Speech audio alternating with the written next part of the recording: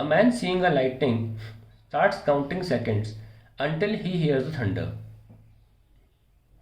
He then claims to have found an approximate but simple rule that if count of second is divided by an integer, the result directly gives in kilometer the distance of lightning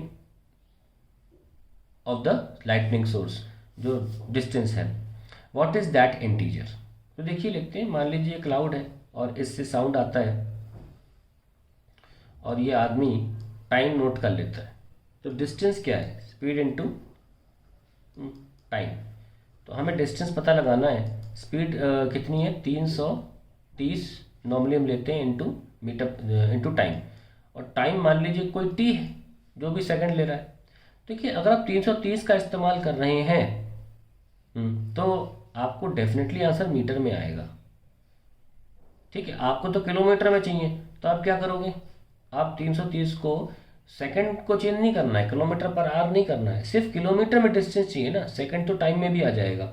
ऐसे भी लिख सकता हूँ, अब पहले लिख लूँ metre पर सेकंड इनटू सेकंड, ऐसे लिख सकता हूँ. यूनिट सेकंड सेकंड कैंसिल हो जाएगा, आंसर मीटर में आ जाएगा. हमें आंसर किलोमीटर में चाहिए तो हम इसको करेंगे किलोमीटर में, तो हमें 1000 से डिवाइड करना होगा. बाकी चीज़ें सेम रहने देंगे क्योंकि इसमें बोला है कि सवाल पढ़ेंगे तो उसमें लिखा हुआ है कि वो जो सेकंड काउंट करता है उसको अगर किसी इंटीजर से डिवाइड कर दे तो डिस्टेंस डायरेक्ट आ जाता है, ऐसा लिखा हुआ है. तो हम सेकंड को चेंज नहीं कर रहे हैं, ठीक है, वो ऐसे ही रहने देंगे. तो देखो किलोमीटर कटते किलोमीटर में आ जाएगा.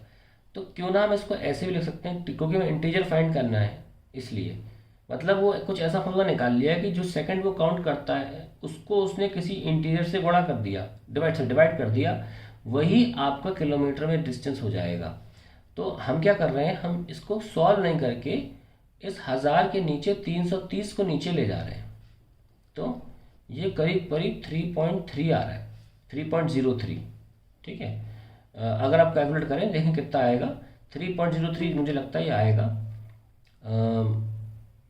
हाँ 3.03 ही आएगा ये.